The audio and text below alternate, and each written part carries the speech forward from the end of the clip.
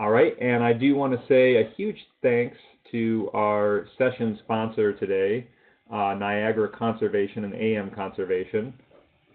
It's no surprise that toilets are the #1 cause of high water bills, and yet savings are only a simple flush away. Niagara Conservation has answered the call by developing the world's #1 water-saving toilet using advanced vacuum-assisted technology. And that's right, I said vacuum, not pressure-assisted. We have glowing reviews from multifamily affordable housing renovation specialists who only use these toilets because of their durability and cost savings. You know, if they work in that situation, they're going to work in any situation.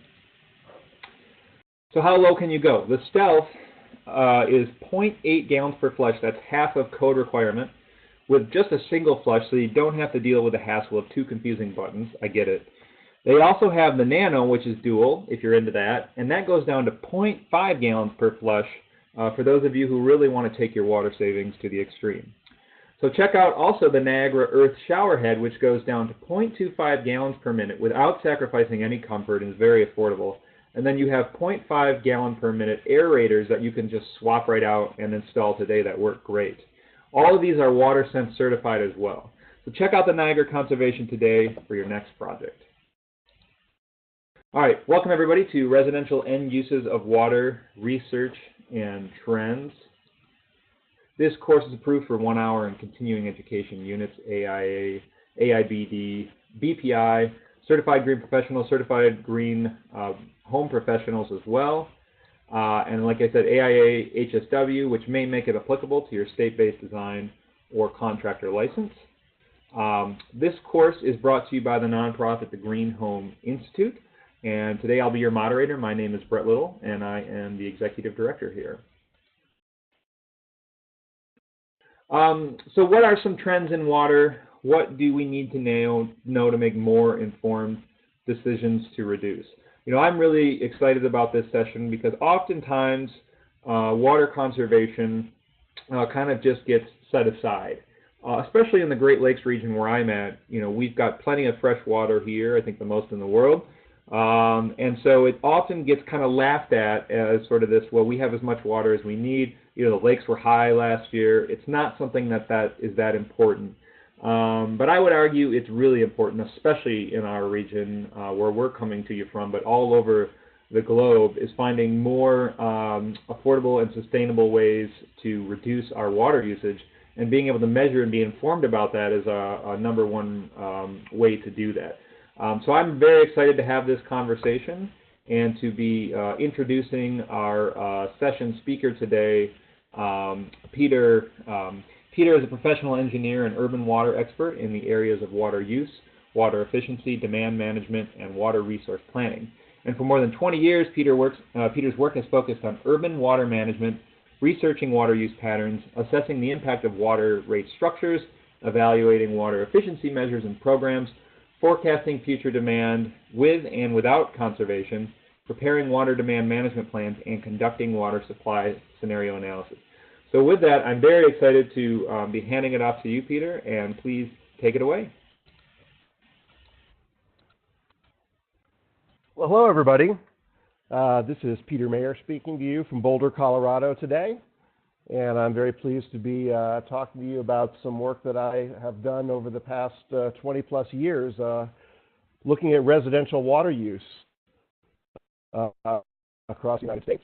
I want to second what Brett said. I think that a lot of times water conservation has been somewhat ignored, and that's probably those days are going to be over, because really what we're experiencing is, especially in the southwest part of the United States, are some pretty dramatic changes that are really forcing some pretty hard decisions even right now as we speak.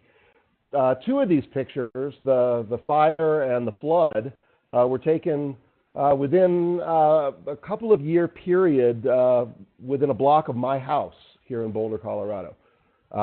Both climate change driven events, one caused by drought, the fire, which dried out the mountain, and the flood, which caused by the most, what they described as a 1,000-year rain event, which occurred. Then you see the reservoir in California, and of course a picture of Lake Powell, which is the bank account really for the many states and consideration of water supply. So what we're talking about when we talk about water use and water use efficiency, it's directly related to climate and climate change, and it's really about mitigating the impacts which are going on right now. So I want to start off by talking a little bit about the city of Seattle, Washington. Now, Seattle, Washington is a place where you think about where they have plenty of water. And, but let's go back to 1990. I think hopefully everybody can remember the year 1990, or maybe not. Maybe some of you can't remember the year 1990, but I can. And there was a little unknown garage band named Nirvana that was just getting going in Seattle back then. And this is what the historic water demand trajectory in the city of Seattle looked like from 1930 up to 1990. So if you can imagine that you were the water planner for the city of Seattle for back in the day, you know, you might have imagined that your water use was going to go maybe straight up. That would seem like a pretty reasonable assumption given that situation.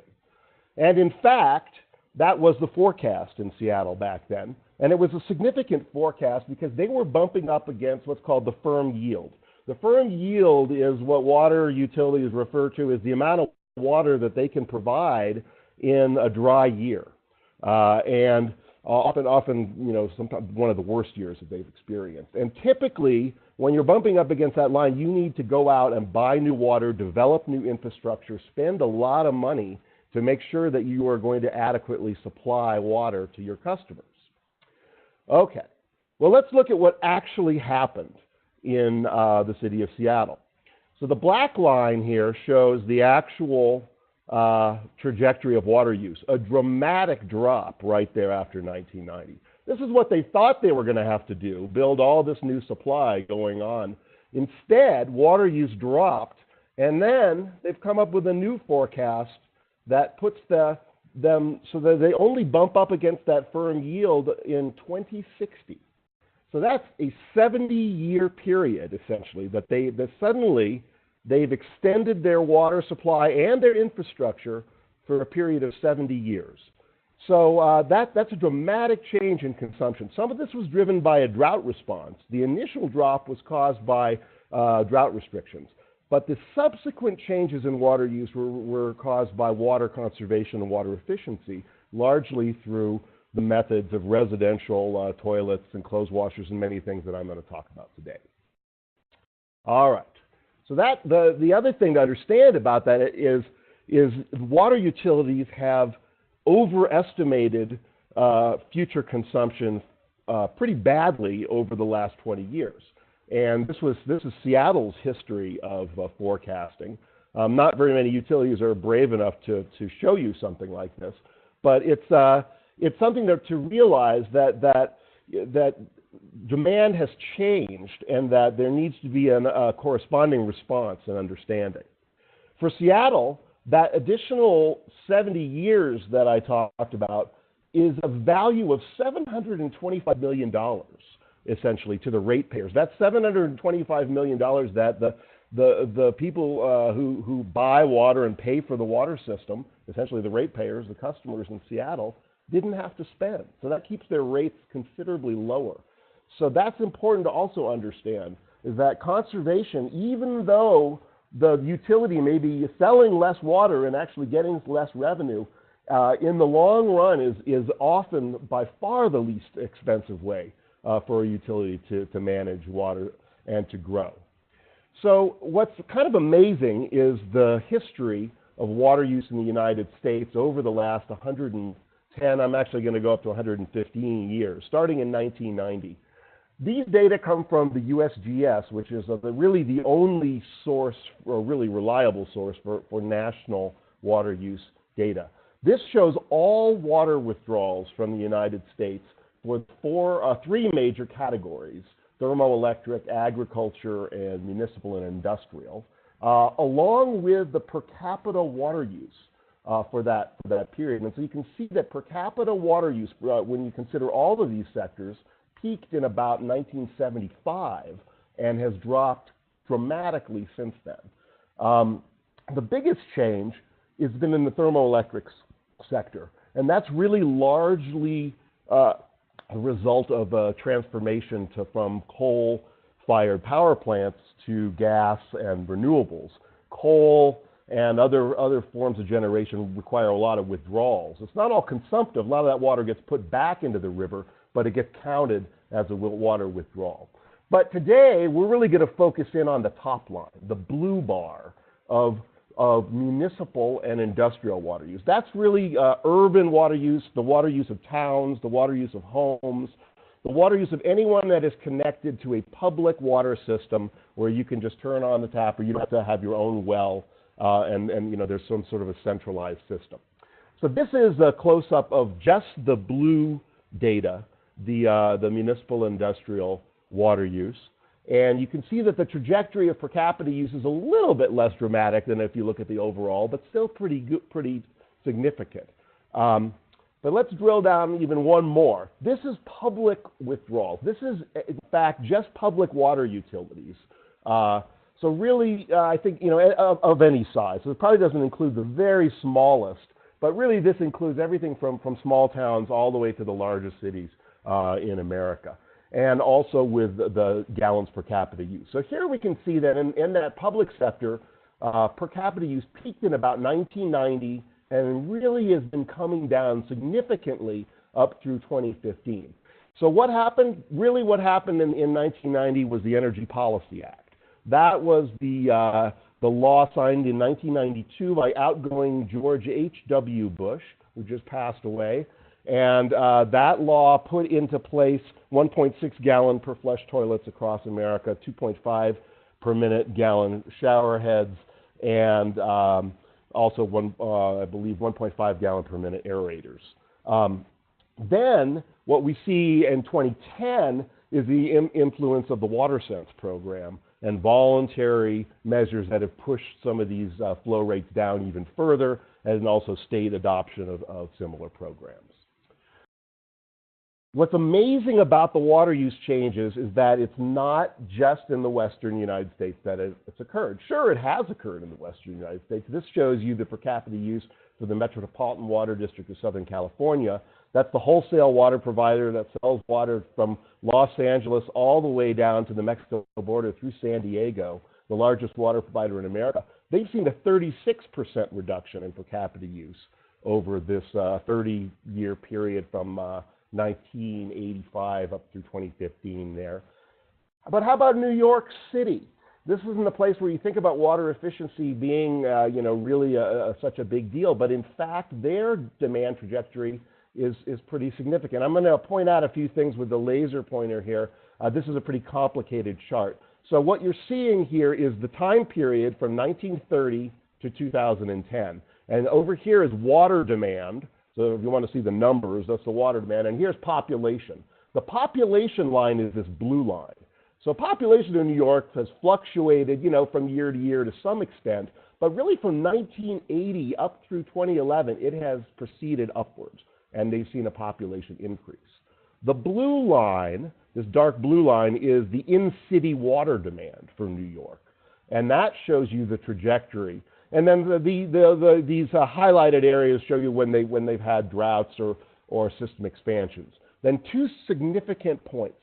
Just in the early 1990s, or actually slightly before 1990, New York City decided to make the decision that they were going to install water meters on every single building in the city and to try to meter all water use, which was a complicated thing for an old system that did not have that. But that's when they started it, and they have now, of course, completed it. Then, after the Energy Policy Act was passed, probably in 1994 or so, they made a commitment to try and replace 1 million toilets across the city. Anyway, so that, whether they actually did 1 million or not, they did a heck of a lot. And you can see the result. The water demand in New York actually going down, the population in New York going up. Really, that's the disconnect. That is water efficiency right there in evidence. Let's go to Tucson, Arizona. This shows a couple of interesting things. the first thing is just to look at the overall trajectory of water demand in Tucson, Arizona. So it peaked there in 2000, 2005, and has gone down ever since. That's the impact of their water conservation. They've had a lot of similar population growth. The other thing that's kind of amazing about this graph, which is really not related to my talk today, but they completely replaced their water supply. Tucson was relying entirely on groundwater that they were tapping from underneath the city, which was completely unsustainable and was causing subsidence. They replaced that with imported water from the CAP, that's Colorado River water, and also reclaimed water. And then they're able to actually bank that water and create an underground supply that's available to them in the event of a drought. They think they have about a 10-year supply banked in Phoenix. In Massachusetts, similar story. This is the Massachusetts Water Resources Authority's demand in million gallons per day from 1980 to 2010. So I don't think there's a lot of, substantial proactive water conservation efforts like in Massachusetts, the same way that you're seeing in California or Nevada or Arizona. But they also, because of the plumbing codes, because of these changes in water efficiency, you also see a change in water use. All right, so let's talk about how this has all happened. I'm going to talk about two studies that I worked on, the residential end uses of water, part 1 and part 2. These are the covers from part 2. And these were studies that looked at residential water use from random samples of customers across the country in about time periods that were 15 years apart, in 1999 and then again in 2016. And I'm going to talk about indoor and outdoor water use to some extent, but I will tell you that most of the value of this research and the detailed components of this research relate to indoor water use. Outdoor water use is absolutely significant and is one of the main targets for water conservation and water efficiency, especially for the future. Because I think, as I'm going to be talking about today, some of the demons of indoor water use have been slayed. And we're sort of on a trajectory to achieve a substantial level of indoor water use. For this project, we had a diverse group of study sites across North America. We had Canadian study sites as well as study sites in the United States. The gold dots were locations where we had very detailed end-use analysis, where we measured every toilet flush and clothes washer load through a flow trace analysis that I'm going to describe briefly in a couple slides from now.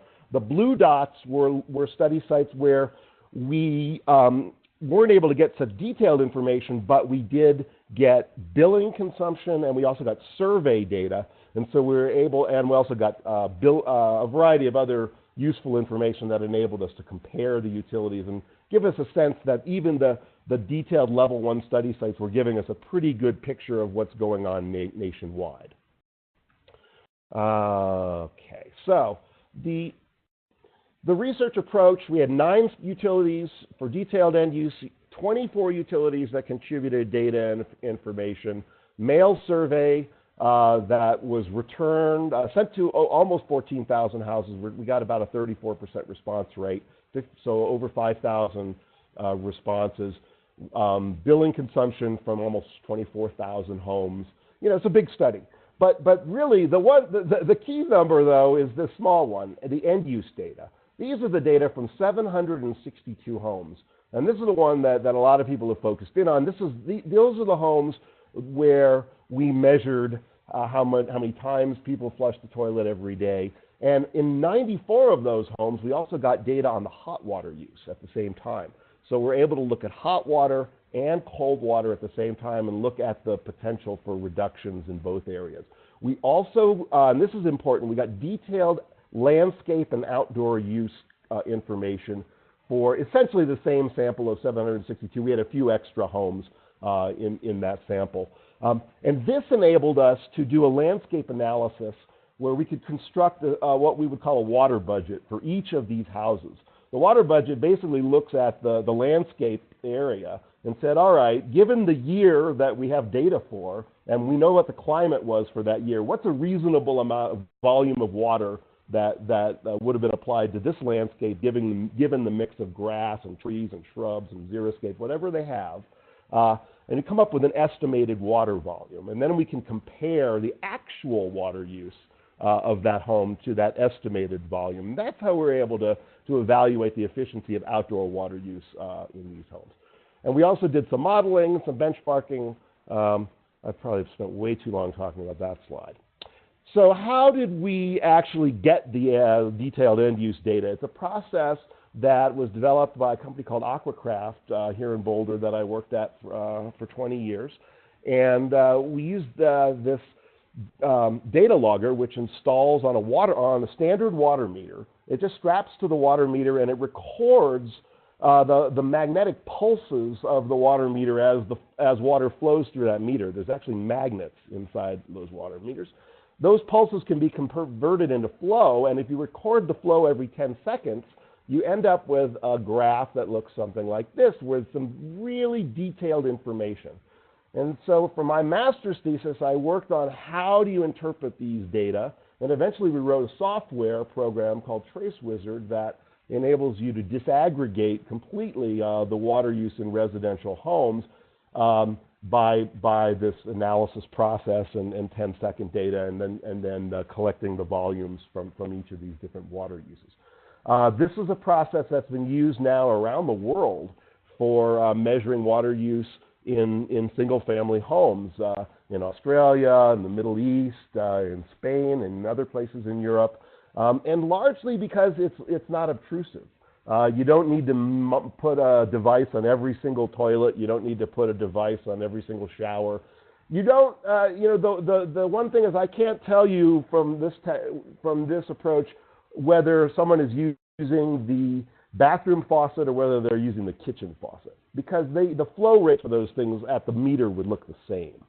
So there's some limitations, but the overall level of data and quality is so rich, and the cost is so much lower than other approaches that this has become sort of the de facto method for collecting this type of data from larger samples.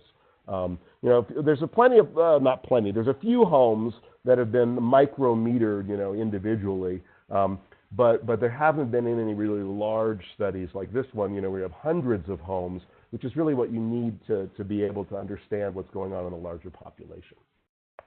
All right. Well, I love to give away the headline first, but I kind of did that when I showed you all of the charts of the trajectory of water use. But really, what we saw from over this time period from 1999 to 2016 was about a 22% reduction in the annual indoor household water use. So that's a substantial reduction. If you look at it on a per capita basis, you come up with a slightly different percentage. There's a lot of different ways to slice these things. We're going to look at toilets, we're going to look at clothes washers, we're going to look at a lot of the different ways that this has occurred. But the bottom line is that there's been a substantial decrease in average, Bill and Mary six-pack residential water use. Let's just look at the variability of seasonal and non-seasonal water use across the study sites. This kind of gives you an idea of how different water use can be across different places, and it's almost always because of changes in climate. So seasonal water use, non-seasonal, let's start with non-seasonal water use. That essentially is an estimate of indoor water use over the course of a year. Seasonal water use is an estimate of outdoor water use over the course of a year. And I say estimate is because these values were generated using billing data which is like monthly consumption data, which the utility uses for billing the customers. So it's a much less accurate approach for separating it out. But on the other hand, it's not a bad way to try to compare what's going on at different places. So if you want to look like who uses the least water in America, it would be Santa Fe, New Mexico, which also has some of the highest water rates, as we'll see. But they still have an outdoor water use component there in Santa Fe. Portland, Oregon was another place with low water use, along with places in Canada where they get a lot of precipitation. So, and then if you want to go to like, well, who are the high water users? You go to the other side and you see hot and dry places like Scottsdale, Arizona, and Henderson, Nevada, which is just outside of Las Vegas. And then you get into Otay, California, and Denver, Colorado, places in the west that are sort of warmer, where there's a higher outdoor demand, where people still like lawns. We'll see how long that is sustainable for the future. San Antonio, places like that. But it sort of makes sense. See Chicago there in the middle, which I thought was kind of interesting. I think that's probably due to high leakage and maybe not as high a toilet replacement rate. If you look at the sectoral water use across these cities, this is like who are the water customers in these different cities? Is it single family, multifamily, irrigation accounts, commercial and industrial, that's CII, public accounts, or some other category of accounts? So this really is just to show you, none of these cities are the same. They all, and that's part of managing a water utility, is confronting, a varying customer base, varying demands for water. Yes, single family is the single most important category in all of these cities. That's the important thing. But there's still really other categories that are significant too, multifamily being a big one. The Chicago thing is confusing. They actually have a lot more single family. A lot of their single family is incorporated in that other category. They have just some misleading categorization. So if you look at the overall average demand by sector, 44% is single family. Another 15% is multifamily. So the residential sector is the biggest user of water in our cities overall, at about 60%. And then it's really, commercial, industrial, irrigation, and other things that fall in after that. All right, if you want now, another interesting thing to look at and what we think about when you're comparing utilities is how much are they charging for water? Because we know that the way that water rates are highly influential on how much water people can afford to buy. So, but it's not always that easy to compare water rates across water utilities. It's not an apples to apples thing. And we went to great lengths to try and create an apples to apples comparison with this chart. And so what you're seeing here, the blue bars show the total amount that someone in Aurora or Austin or wherever you're looking at would pay if they bought 5,000 gallons of water in a month. Now, 5,000 gallons of water is about the average amount that a single family of 4 would need for indoor water use only. So that's a reasonable estimate of indoor water use. These rates also include the fixed charges. So it's really sort of like what your total bill would be for 5,000.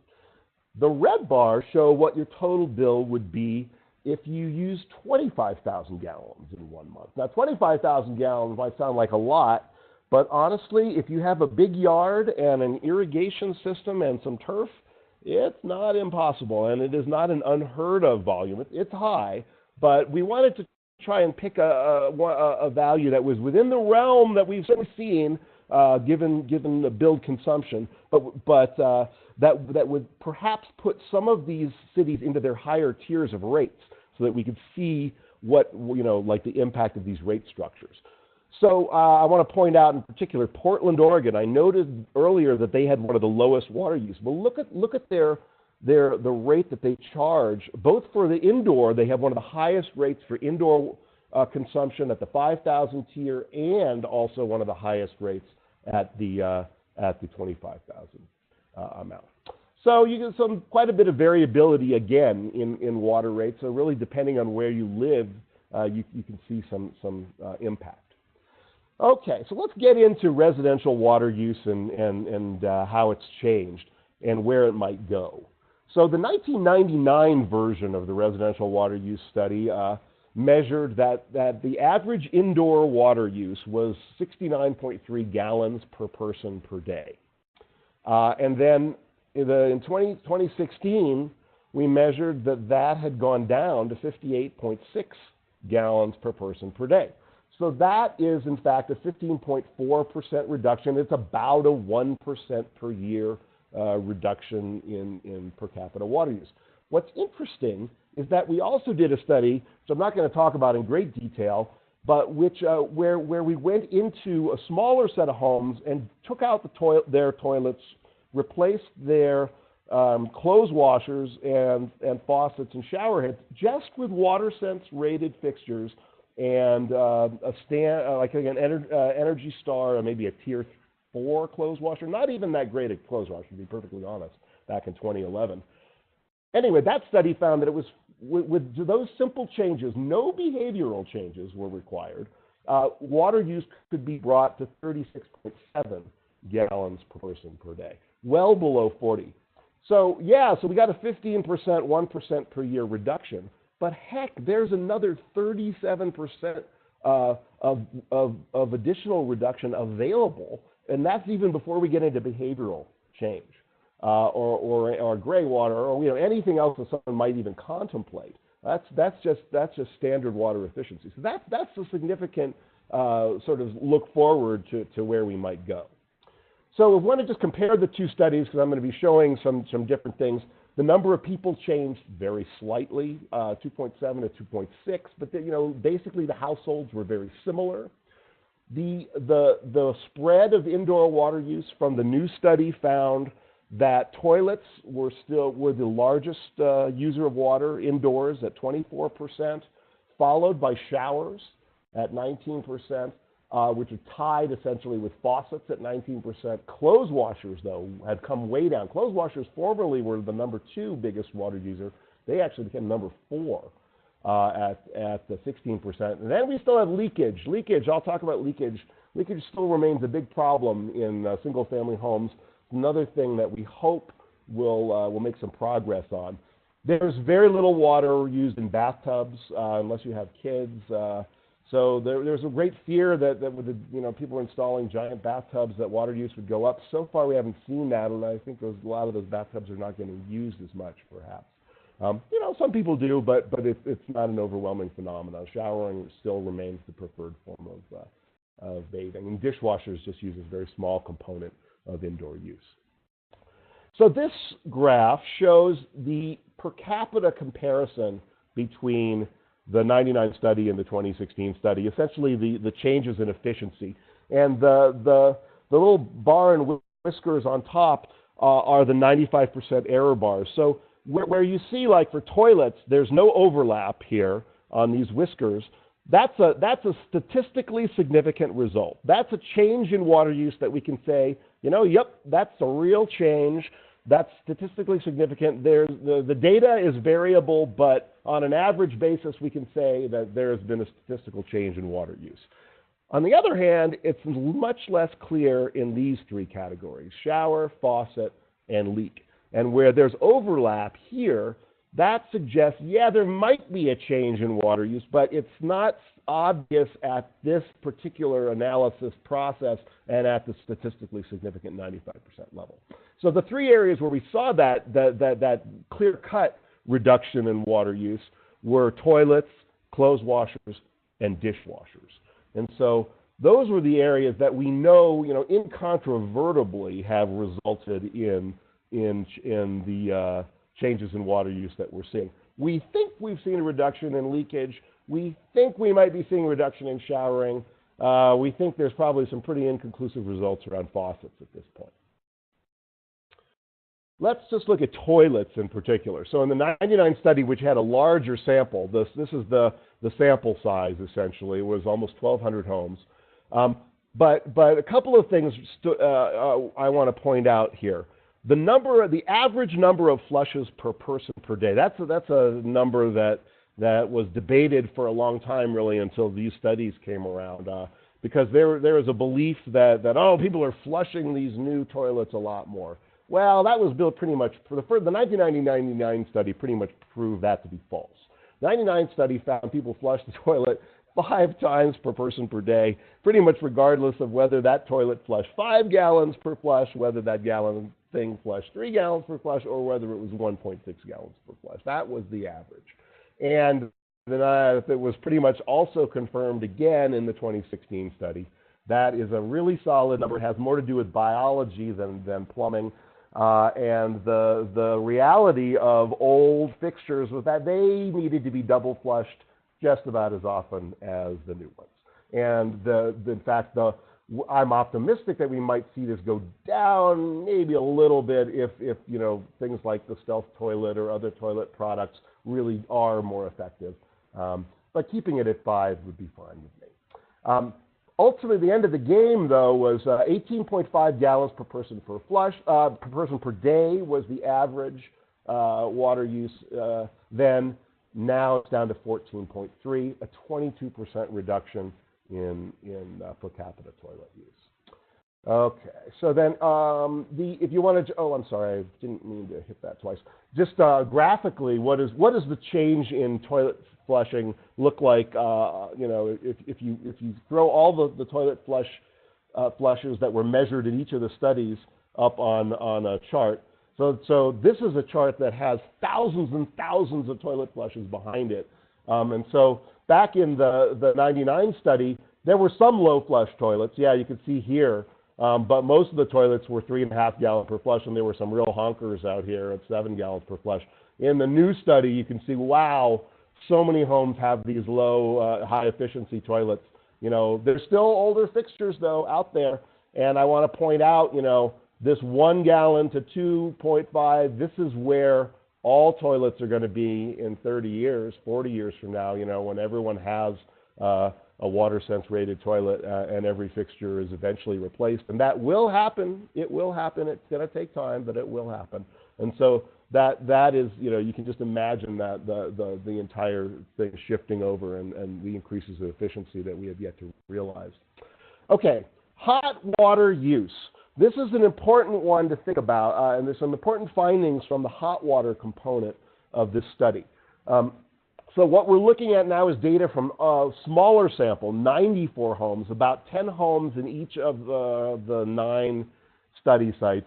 If you want to just do a quick split between hot and cold indoor water use, it couldn't have come out neater. It was like 1/3 hot water and 2/3 cold water.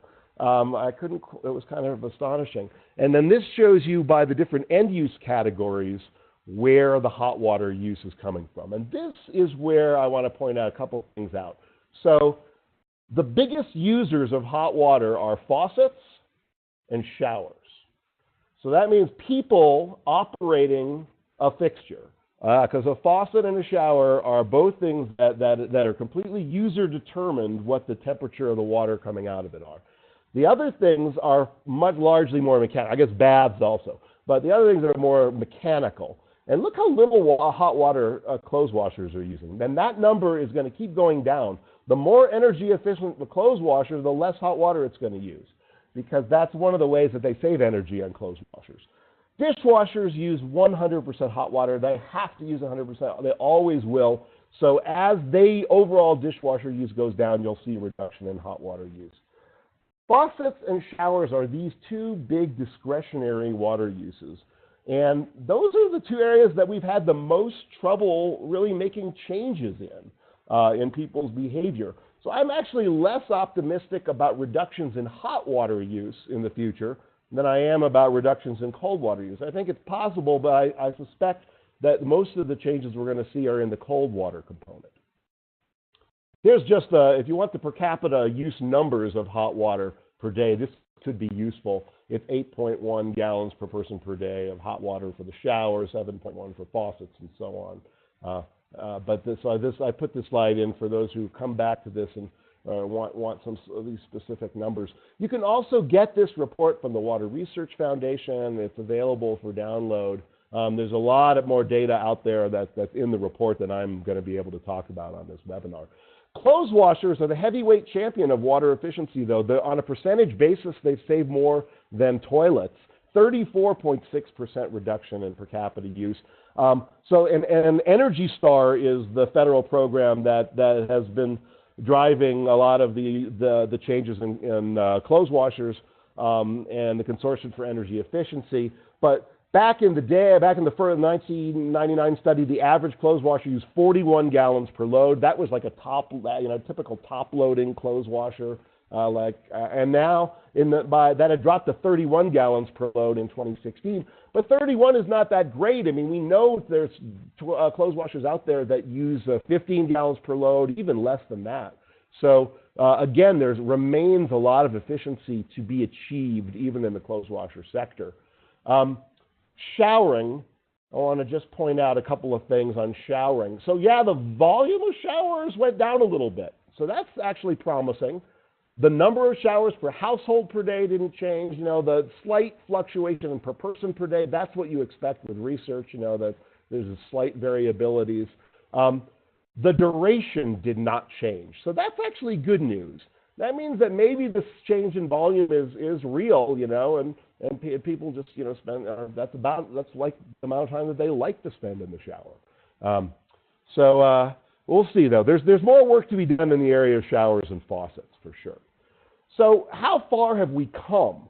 If we set some efficiency benchmarks, which are not very strong, really, I think you'll start to get the picture that we still got a long way to go to achieve maximum efficiency even in these areas. So in '99, 6% of the clothes washers, or 6% of the houses had a clothes washer that used less than 30 gallons per load.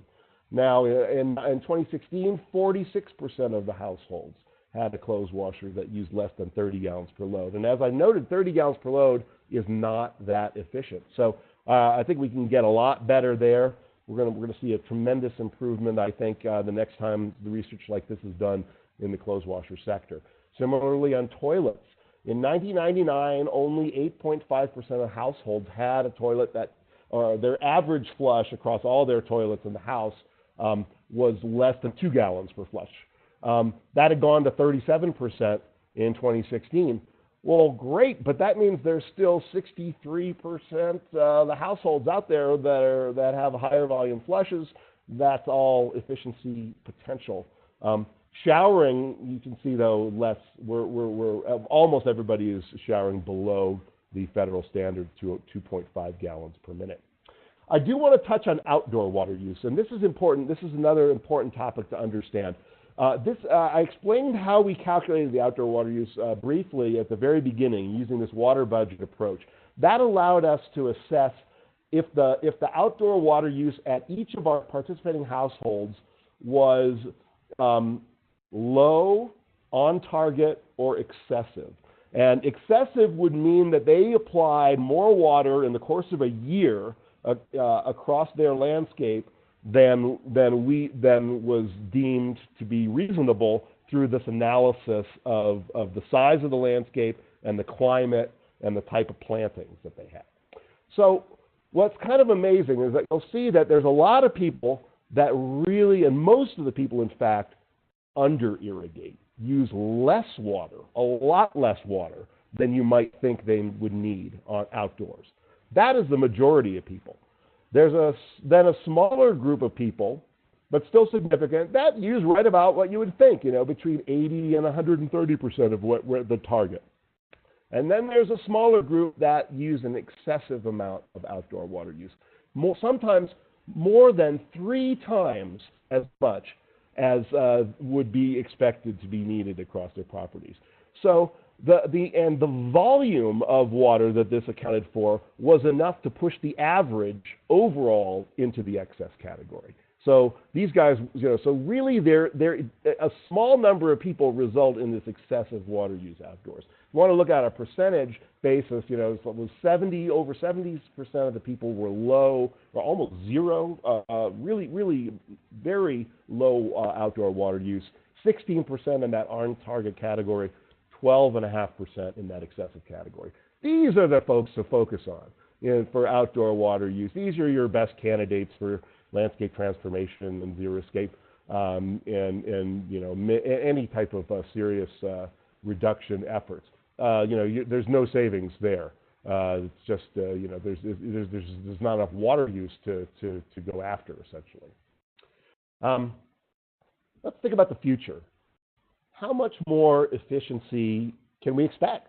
And I am here to tell you that there's going to be a lot. It's like Wow, we're halfway there. You know, I showed you those graphs in the beginning. You know, the plummeting urban water demand. I really think it's going to continue. I think as we put into place national plumbing codes that essentially are assured that over a long period of time, you know, period of decades, we're going to get to this higher state of water efficiency, and we have this accelerator built in with the WaterSense program. Then there's also, you add into that the new technology and improvements, particularly in the clothes washer sector area, through energy efficiency, and then you get into the outdoor side. You can increase outdoor efficiency, but really we're also seeing a transformation in landscapes. We're seeing people just decide that they don't need to have as much grass and turf, or that they like other things that use less water better. The other thing is we're seeing responses from the turf growers who are creating new varieties of turf, new varieties of sod that use a lot less water.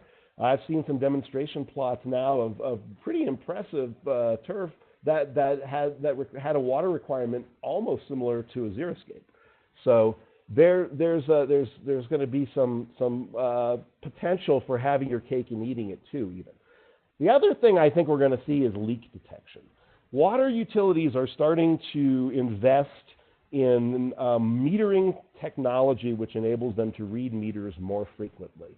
And the ability to read more meters more frequently, let's say you could read the meter every hour, that enables you to determine then if the water never shuts off in a building. And that is often, the water never shutting off over a period of time is often a good indication of a leak. The other thing would be some sort of an abnormal surge of water demand. One of the things that my research has shown is that the highest uses of water are often inadvertent uses of water, particularly in the non-residential sector. It could be things like when a pipe breaks, when someone accidentally, or a plumber is working on something and cuts into a pipe. There's often accidental or unexpected occurrences that result in large uses of water, and ways of capturing, identifying that, alerting people to that could have real benefit in reducing consumption, reducing damage, and many things like that. I'm working on a study for right-sizing plumbing and water meters. We still size water meters based on curves that were developed in the 1940s.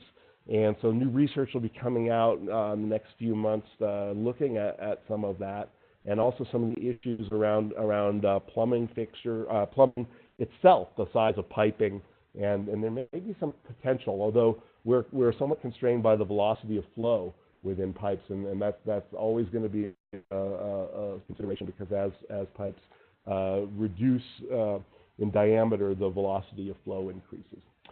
Water utilities are starting to invest in water loss control in their own systems to reduce the leakage in water mains, and they've started to realize how much money that water represents to them. And so we're seeing sort of an age of enlightenment, I would say, in water loss control for water utilities. And we're also seeing them start to think about themselves as service providers instead of just sellers of water. And so they're starting to think about how to engage their customers, and really understand, what their customers are looking for. And so I'm kind of excited about how the data and technology revolution is going to play with that. And then there's the concept of peak shaving and peak management, and potentially using technology related to irrigation controllers for orchestrating when water is demanded, and doing that in ways that could be advantageous for both utility management or fire protection. There's a number of exciting developments, I think, to see in the future. So, if you're in the water biz, or if you use water, if you drink water, if you like to shower, you probably want to think about some of this stuff, thinking in the future. There's going to be rising temperatures, and everything that comes with that. That's going to mean it might take a lot more water to irrigate and to grow food in the future. But we've got technological change that we're hoping to accomplish, And there's also, I haven't touched on it much, but there's a whole side of behavioral change that's always available. That's what people can do, like during droughts, when they just can shut off their irrigation system, when they can flush the toilet less frequently. They can take shorter showers. Those things are still always available, even in a more efficient future that's achieved through technology. And so I ultimately think we're going to see water demand management, happening at the customer level. We're all going to have to do it. And then also I'm going to say at the farm level, because it's got to happen in the agricultural sector as well as in the urban sector. They use the most water. We can never forget that. Cities need to stick up for their rights to use water, but we also need to manage it efficiently. So I think that's my last slide. I don't know how I'm doing on time. I'd be happy to answer questions people want to put in. I put my email address up if you have additional questions. I want to give a couple of recommendations if you're looking for additional information. The first is the Alliance for Water Efficiency. That's the Alliance for Water Efficiency. It's a national nonprofit organization. They have a lot of data and research on water use in a lot of different sectors.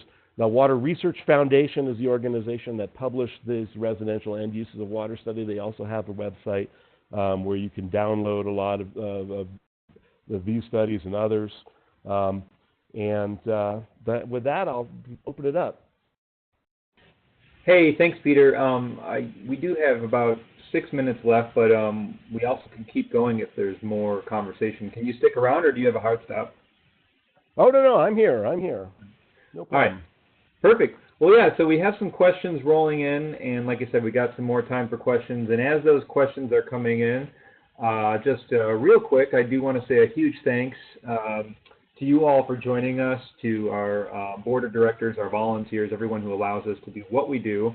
And a huge thanks to our top-tier sponsors, T-Stud, the world's most energy-efficient wall stud assembly, which is much more affordable than exterior insulation. Shrinergy for on-the-go or in-your-house backup battery systems that are solar-powered for not if, but when the grid fails.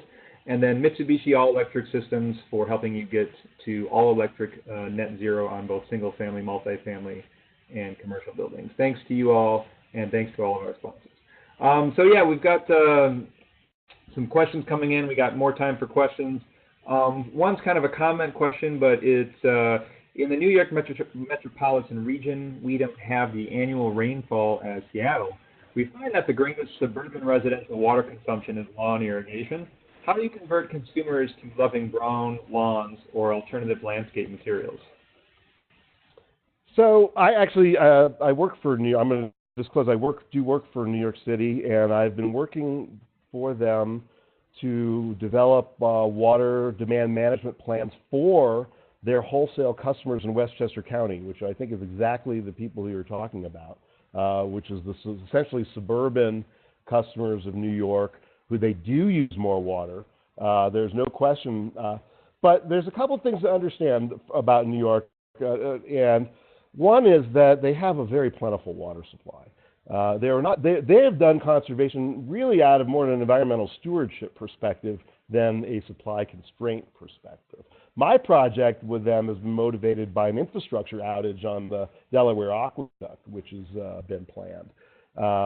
But they do acknowledge the lawn irrigation, and New York City has a highly effective water rate structure for charging those upstate wholesale customers a higher rate. Essentially, they use the per capita rate within New York City as the baseline, and then they know the population for each of these wholesale customers, and so they say, okay, so you pay, the tier 1 is New York City's per capita use times your population.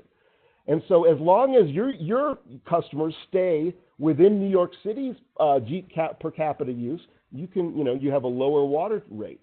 But if you use more, and hence if you have big lawns and use a lot more, then the rate goes up. It's like triple or even more. So that has been an effective way for them, I think, to make sure ensure equity for the people in New York City who paid for the system, over time, and also to try and to some extent manage that suburban water demand. On that note, there was a question about Seattle here. Let me make sure I find it for a second.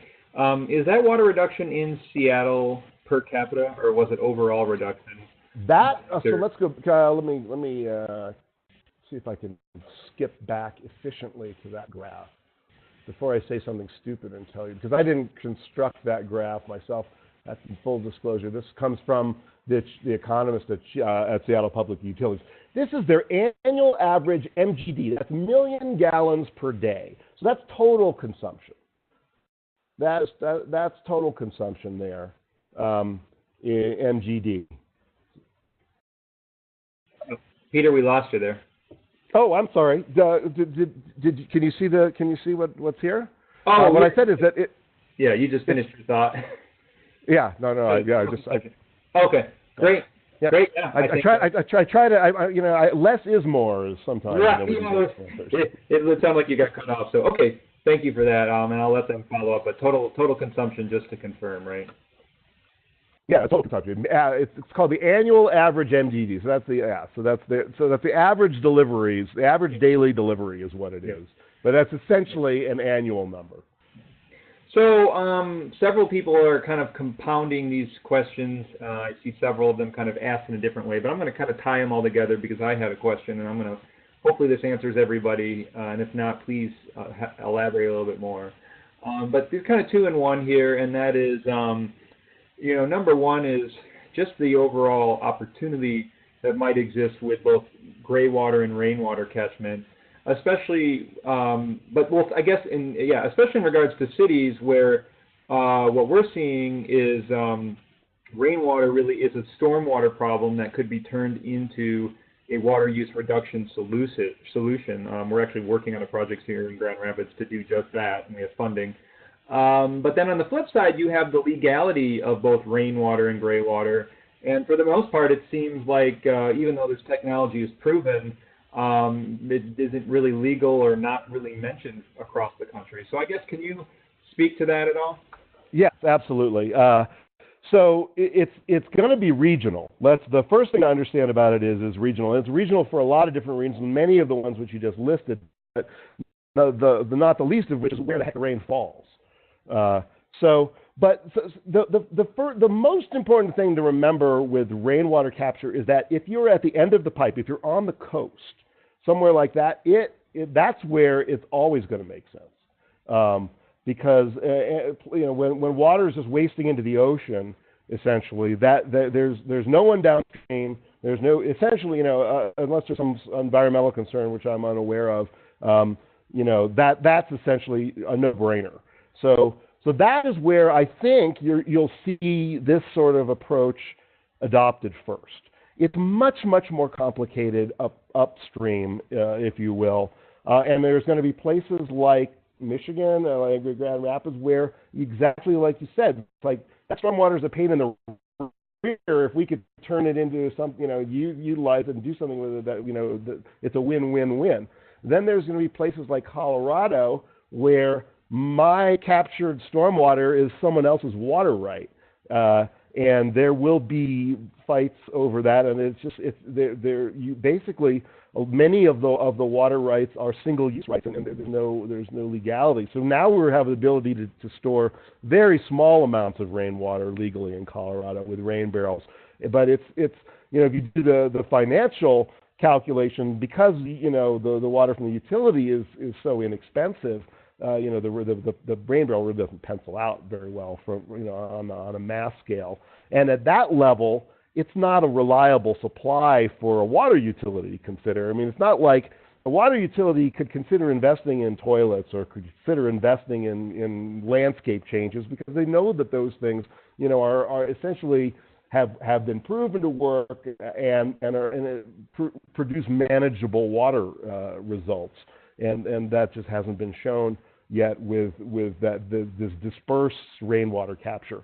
I think honestly the real future of stormwater and rainwater is not at the end user level, at the household level. It's at the community scale or the neighborhood scale. There's a scaling issue where you need to be able to capture, to do larger projects, capture larger volumes of water, essentially, to make it truly worthwhile in an urban water management perspective. How about on the gray water side? Do you see any opportunities there? That, I mean, from our perspective, it seems like it's just way too expensive to save much water. Yeah, I mean, well, some of the same problems apply. Is that my gray water is actually dedicated flow, down in Nebraska here in Boulder. So the it's like the utility is kind of counting on that water to return to the wastewater treatment plant so that they can treat it and put it back into the stream as they're required to do. There are plenty of places though where that's not a problem, and the gray water could be captured. Again, financially, the way to do that is on a community scale at the wastewater treatment plant or somewhere away from the individual property. The concept of gray water in the basement of every home is not a good one. I don't know how to say it politely. But it was tried in Australia during the millennial drought, and those systems have largely been abandoned. It was a complete waste of money, they determined. So it's I think the biggest promise of both of those alternative resources, and they're critical. I don't want to downplay them, but it's at the community scale to really do it at a meaningful level. Great, thank you. Now, when you mentioned water budget tool, were you talking specifically about the EPA's outdoor water budget tool, or were you talking about something else? No. Well, I mean, it uses the exact same approach. Water budgets are an essential concept in irrigation management, and so the EPA has created their own water budget tool. But it's essentially the idea of, you got a piece of land. How much water does it take to grow whatever you're trying to grow on that piece of land, and what's that reasonable volume? You compare that, hypothetical amount against what's actually used, and you have some knowledge. You have a light bulb going off. It's one of the most important, simple water management tools that needs to be adopted really universally. Yeah, no, and so there were some questions here on reducing outdoor water consumption with landscape management options, and so that's what we kind of tell people is energy modeling is kind of taken off, and now we are seeing water modeling and water budgets is becoming just as trendy. And we always say why not use a tool like that to design your landscape ahead of time so there's no surprises on how much water use you're having, or at least less surprises that you can plan for. And so I didn't know if you had any other things to add to that about advanced irrigation practices, or it seems to me there's more and more landscape opportunities where you can have your nice looking lawn grass, but it also is you only need to mow it maybe once, and you barely need to water it for the whole year too. Right. Well, the first thing is to think about is when you're creating a new landscape. So this one of the most effective things the water utilities have started to do is to adjust how much they charge new customers to join the water system, the tap fee essentially, and adjust that by how much water they think that customer is going to use. And so if they know that you're putting in an acre of turf, they're going to charge you a lot more to join that water system, because they know that they're going to be providing you have to sell you a heck of a lot of water. So that's a strong incentive in the development community then to essentially get smart from the start, to start and create water efficient landscapes that are going to have a long longevity for the property, and that creates a more valuable property ultimately, because it's then less expensive for them to do the whole development. So that's going to be effective. The landscape is huge, and there's the ultimate goal in landscape is a landscape that relies on natural precipitation or just very limited supplemental irrigation. So I mean, one of the beautiful things about thinking about landscape water use is it's easy to think about, imagine what the perfect situation would be. It would be like you needn't have to do anything. You have a beautiful landscape, and it would just thrive on whatever was the available precipitation. But what we know in reality is that people have chosen to live in places where it takes additional water to make plants to have them survive. And so you need to add supplemental irrigation, and there's a question of, how much. And while the water budget really then helps you establish what's that reasonable amount, and it can help a utility decide, well, what can we afford? How much water do we have this year to provide? And if you with a water budget, you can also share a drought, because someone who has an acre-sized parcel would see a much more significant cutback than someone who has a small parcel. Anyway, that was a little bit long-winded. Apologize. No, I appreciate it. Well, Peter, I really appreciate your time for joining us and taking time to help educate us on this important issue. And it looks like we're at our time. I don't see any more questions, but before I wrap up, the only one question was asking, how and where can people access this report, and then where could they, contact you if they had any more information? So I've got the slide up with my email, peter.mayer@waterdm.com. If you want to learn more about the work that I do, you can visit my humble website. I'm a one-man operation here at WaterDM.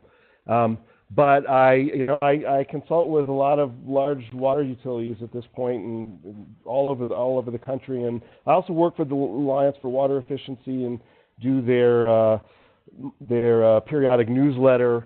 So people come with questions once in a while. I'm happy to respond if there's something that you have a burning question. Please don't be shy. Great. Well, Peter, thanks for your time. Take care, everyone. Have a great rest of your week. Thank you. Thank you all. Good day.